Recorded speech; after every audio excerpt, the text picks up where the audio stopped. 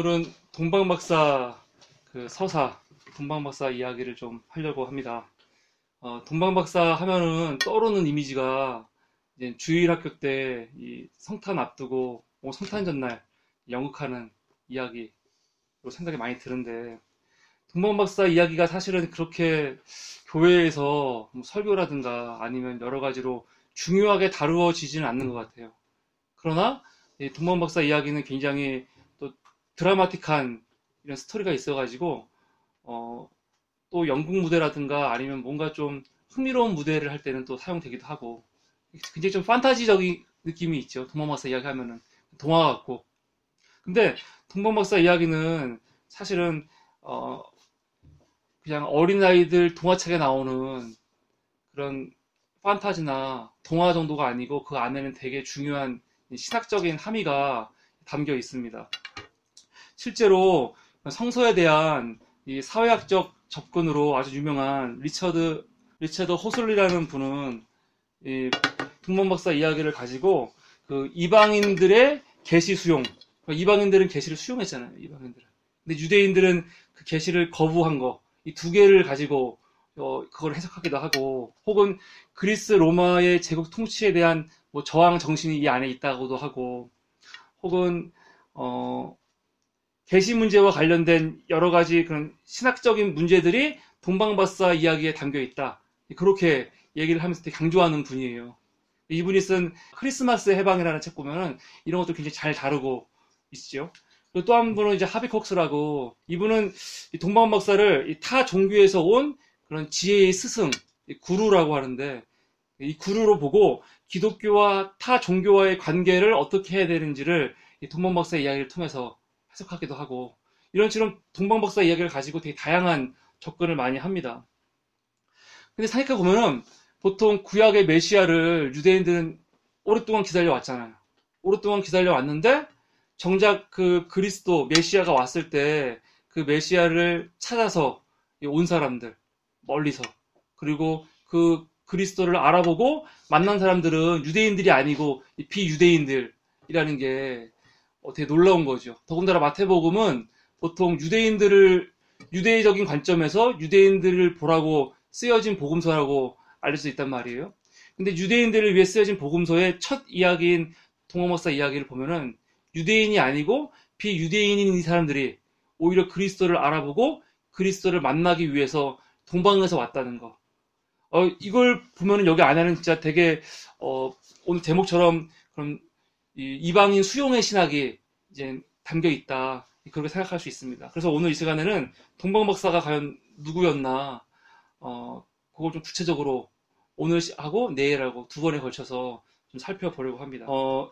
본문 2절에 보니까 유대인의 왕으로 나신 이가 어디 계시냐, 우리가 동방에서 그의 별을 보고 그에게 동방하러 경배하러 왔노라 하니 라고 했는데, 이게 이제 동방박사 출신이 어딘지를 좀 보여주는 장면이죠. 가령 여기서 동방이라고 번역되는 단어가 이제 아나톨레라는 헬라어인데, 아나톨레는 사실 동쪽이라는 의미가 있어요. 동쪽이라는 의미. 근데 이게 좀 더 천문학적인 용어로 가면은 별이 떠오르는 곳, 태양과 함께 별이 떠오르는 곳이거든요. 근데 여기서 그냥 동쪽으로 봐도 팔레스타인의 동쪽이라고 하면은 메소포타미아잖아요. 메소포타미아. 그때 바벨론 지역, 당시 이란이죠. 당시는 그때 페르시아가 있었으니까 페르시아 지역이라고. 보통 동방박사를 어떤 사람은 이집트라고 보기도 하고 그래요. 그런데 여기서의 자기들이 어디서 왔는지 자기들의 표현에 따르면 동방이라고 했으니까, 팔레스타인의 동방은 메소포타미아 지역, 당시 메소포타미아를 다스리고 있던 페르시아 지역이라고 보통 볼 수 있습니다. 실제로 바벨론과 페르시아에서는 조로아스터교가 당시 성행했었죠. 근데 조로아스터교의 사제들은 굉장히 천문에 밝았던 사람들이에요. 천문에. 그래서 동방박사를 조로아스터교의 그런 사제로 보기도 합니다. 점성술을 하던. 그리고 페르시아 제국에서는 제국의 관리나 아니면 고위 정치인들을 종교 문제를 자문하는 고위직을 실제로 마고스라고 했어요. 여기서 말한 동방박사 할 때 박사가 이제 마고스라는 단어인데, 마고스라고 했거든요. 페르시아에서는 이런 고위직 관리들을. 그러니까 그런 관리직이 있었어요. 그러니까 동방박사는 바벨론 지역의 페르시아 출신이지 않냐, 그렇게 추정을 하고 있고, 실제로 로마의 역사가 수에토니우스 같은 사람의 말에 따르면은 66년경에 동방의 점성가였던 트리다테스와 일단의 동방 박사들이 실제로 로마로 왔었다는 기록을 하고 있어요. 그러니까 페르시아에 있던 유명한 이 점술가가 동방 박사라고 불린 정상가들이 이 사람들이 로마까지 여행하고 갔던 기록을 남기고 있거든요. 그러니까 이 성경에서 말하고 있는 동방 박사가 예수님을 만나기 위해, 메시아를 만나기 위해서 페르시아에서 예루살렘까지 왔다는 거는 그냥 허황된 얘기가 아니고, 실제로 그 당시에 자주는 아니지만, 아주 많지는 않지만 이렇게 충분히 교육했던 이런 역사적인 흐름에서 있었던 일이라는 것을 우리가 알 수 있습니다. 마고스를 지금처럼 이 신약에서는 마고스를 점쟁이 혹은 주술사, 사도행전이라든가 그런 데서는 마술사라고 번역하고 있지만 훨씬 더 예전의 사람인 헤로도토스 같은 사람들은요, 마고스를 어떻게 보고 있냐면 메대 종족들 가운데 한 부족. 그러니까 메대라는 거는 성경에 나와 있는, 성경에서 이 에스더가 이 페르시아 왕후였잖아요. 그 당시에 페르시아를 세운 사람이 키루스 아니에요? 성경에서는 고레스라고 하죠. 고레스. 키루스인데 그 고레스가 페르시아와 바벨 사람 사이에서 태어난 사람이란 말이에요. 성경에는 메대 얘기가 많이 나오진 않지만 메대는 굉장히 중요한 나라예요. 큰 제국이고. 그러니까 페르시아와 메대를 함께 있다가 결국 이제 페르시아가 메대까지 다 점령하면서 우리는 페르시아만 기억하지만 페르시아와 메대를 항상 같이 붙어갖고 사실 사용하는 이름이거든요. 근데 메대 부족 중에 마고스라는 부족이 있었다는 거죠. 헤로도토스는. 근데 이 마고스라는 부족이 이 페르시아 내에서 했던 일이 예언가 혹은 그런 제사장의 역할을 도맡아 하던 부족이었고, 그 부족들이 그 일을 도맡아 하다 보니까 시간이 지나면서 이 마고스라는 단어가 부족을 가리키는 단어에서 어떤 직책을 가리키는 단어로 이제 변화되지 않았냐, 그렇게 생각할 수 있습니다. 단어의 의미가 많이 축소가 된 거죠. 원래는 부족을 가리키는 단어인데 그 부족이 했던 아주 특별한 일, 그런 일을 가리키는 용어가 되어버린 거죠. 그러다 보니까 신약에서는 아까 말한 것처럼 마고스를 점성가 혹은 마술사, 이런 좀 부정적인 의미로 많이 사용해요. 신약에서 쓸 때는 좀 부정적인 의미로 많이 사용합니다. 그런데 그 마고스라는 단어는 실제로는 그것도 포함하고 있지만 현자, 그러니까 지혜자 혹은 점성학자, 연금학자, 연gun술사, 의사, 사제를 지칭하는, 이걸 모두 다 지칭하는 말로도 같이 사용이 된다 이거죠. 예수님 시대 때는요, 기술과 과학이 철저하게 분리되지 않던 시대예요. 그러니까 이 별을 본다는 거, 별을 보고 점을 친다는 거는 천문학을 하는 사람하고 같은 용어이고, 연gun술을 한다는 거는 화학자라는 뜻이거든요. 그러니까 예수님 시대 때는 그럼 이 기술자들 혹은 뭐 그런 사람들이 과학과 미신이 뭐라고 할까요? 딱 잘라서 구분이 안 되던 사실은 그런 시대라고 할 수 있죠. 그러니까 이 동방 박사는 단순히 별을 보고 점을 치는 그런 마술사, 점쟁이 정도로 보면 안 되는 거예요. 예수님과 동시대에 아주 유명했던 유대의 철학자 중에 필로라는 사람이 있는데, 그 필로의 기록을 보면 필로가 알고 있는 아주 뛰어난 천문학자인 자기가 마고스를 알고 있다고 기록하고 있거든요. 그러니까 필로 시대 때, 예수님 시대 때 실제로 아주 뛰어난 그 천문학자를 마고스라고 불렀다는 것을 우리가 알 수 있죠. 만약에 동방 박사가 단순히 점쟁이라면은 이 동방 박사와 거의 동시대에 살았던, 그러니까 동방 박사보다 조금 늦게 태어났지요. 이 프톨레마이오스 같은 사람들도 점쟁이가 되는 거죠. 근데 프톨레마이오스는 고대의 가장 유명한 천문학자 중에 한 명이거든요. 나중에 코페르니쿠스가 나오기 전까지는 이 사람이 갖고 있는 우주관이 중세의 우주관이었으니까. 근데 이 사람을 우리가 점쟁이라고 안 그러거든요. 근데 사실 이 사람하고 동방 박사가 하는 일하고는 다른 일이 아니라는 거죠. 같은 일이에요. 예수님이 태어난 그 장소에 지었다고 알려져 있는 교회가 예수 탄생 교회죠. 우리 지난주에 한번 봤죠. 예수 탄생 교회. 339년에 건축이 되었습니다. 그런데 이 교회와 관련해서 굉장히 주목할 만한 사건이 641년에 벌어졌죠. 당시는 그 페르시아 제국이었던 사산 왕조의 코스로에스의 군대가 여기를 점령을 했어요. 점령을 한 다음에 그 인근의 기독교적인 흔적들을 다 부셔버렸습니다. 부셔버렸는데 이 교회, 예수 탄생 교회는 건드리지 않았어요. 왜 건드리지 않았냐? 당시 사령관이 사우르 바라즈라는 사람이었는데 이 사람이 이 안에 들어가 보니까 이 안이 다 이 모자익으로 되어 있거든요, 내부가.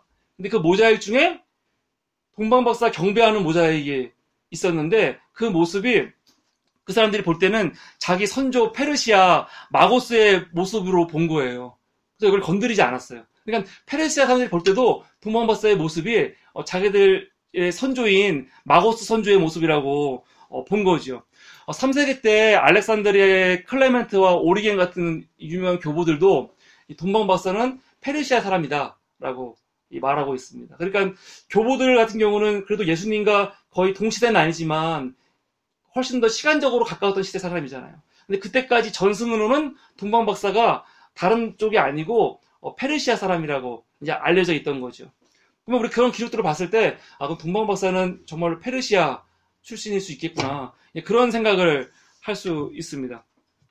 그러면 이거는 지금 이 팔레스타인의 입장이고, 그럼 실제로 페르시아에서는 동방박사에 대해서 어떻게 보고 있을까? 페르시아가 지금 이란이잖아요. 무슬림 국가고 철저한. 근데 지금 이란에 가면은 굉장히 이 유서 깊은 아르메니아 정교회 소속의 교회들이 많이 있어요. 오래된 그쪽이. 원래 그러니까 우리가 알고 있는 교회사는 굉장히 극히 일부예요. 우리가 알고 있는 교회사는 로마가 국교화 되면서 로마로 연결되는 교회사만 알고 있지만 사실은 로마보다 더 일찍 교회가 세워진 곳이 인도였고, 그리고 이란 쪽으로도 교회가 굉장히 발전했거든요. 그러니까 우리는 한쪽으로만 알고 있고 이게 아시아 쪽으로 뻗어나간 교회는 잘 모르잖아요. 이런 것들은 제가 예전에 강의했던 제목이 잘 기억이 안 나는데 그 사사로운 만남 프리퀄에 보면은 아시아 교회 역사 강의한 거 있는데 그걸 참고하시기 바랍니다. 그래서 이란 교회가 역사가 굉장히 깊단 말이에요. 근데 그 교회 중에 마리아 기념교회라는 곳이 있어요. 마리아 기념교회. 그리고 동방박사 무덤교회라고 이 두 교회가 붙어 있습니다. 앞에 보이는 교회는 두 교회예요. 지금 두 교회. 이렇게 고딕 형식으로 되어 있는 교회가 마리아 기념교회고, 그 옆에 있는 넓은 교회가 동방박사 기념교회인데, 동방박사 무덤교회, 이 교회가 이제 예수님을 경배하고 돌아온 동방박사가 세워진 교회로 사람들에게 알려져 있는 교회고, 예전에는 이 안에 동방박사의 무덤도 있었다고 전해지죠. 지금도 가면은 무덤의 자리라고 하는 곳이 있어요. 지금 이제 옮겨졌다고 하는데 어디까지가 사실이고 어디까지가 아닌지 모르겠지만, 이런 식의 구전이, 그러니까 예루살렘뿐만이 아니라 이 페르시아에서도 굉장히 깊게 있었다. 그런 것들을 우리가 좀 참고해 볼 만합니다. 이 지역이 어디냐면 이란의 우르미에예요. 우르미에라는 지역은 보면은 만약에 실제로 우르미에 지역이 동방박사의 출발점이라면 우르미에부터 이 예루살렘까지 거리가 한 2,000km 되거든요. 2,000km. 근데 이 고대 시대 때 2,000km면은 대단히 먼 거리죠. 당시의 기준으로 전문적인 그런 상인들, 전문적인 그런 뭐라고 할까요? 대상들이 이동하는 걸 보면은 낙타를 타고 하루에 많이 이동하면 10km예요. 10km. 그러면 쉬지 않고 아까 우르미아부터 예루살렘까지 온다고 하더라도 200일이 걸리는 거죠. 200일. 하루도 쉬지 않고 200일이 걸리는 거리예요. 그러니까 동방박사가 예루살렘에 온 그건 대단한 거죠. 대단한 열심인 거고, 보통 각오 아니면 올 수 없는 거예요. 쉬지 않고 200일이기 때문에 실제 온 거리는, 실제로 움직인 시간은 더 길 수 있겠죠. 더 길 수. 중간에 무슨 일이 있을 수도 있는 거고, 거리를 좀 들을 수도 있는 거고, 또 동방박사가 얼마나 많은 사람을 데리고 오는지 사실 모르거든요. 응? 우리는 동방박사가 3명이라고 생각하는 거는 사실 근거가 없어요. 성경에 나와 있는 그 예수님께 바친 선물이 3개이기 때문에 3명이라고 생각하지, 실제로는 3명이 아니고 훨씬 더 많을 수도 있는 거고, 초대의 교보들은 동방박사를 동방박사라고 보지 않고 동방의 왕들로 보거든요. 왕. 왕들이 이랬다면은 그 사람들의 수행원들이 얼마나 많았겠어요. 그래서 나중에, 오늘은 안 볼 거지만 내일 볼 성화들을 보면은 이 동방박사들이 굉장히 많은 수행원들을 데리고 다녀요. 수행원들을. 그러면 이게 대규모 수행원이 다닐 때는 10km 못 오는 거죠. 거의 1년 걸리는 거야. 그러니까 200일이 아니고 250일, 300일 걸릴 수 있는 아주 장거리의 여행을 동방박사가 한 겁니다. 그렇게 여행을 하면서까지 주님을 만나러 온 거죠. 예수님을 만나러 온 거예요. 메시아가 태어날 거라는 기대를 가지고. 이 얘기를 하나 하고 싶어요.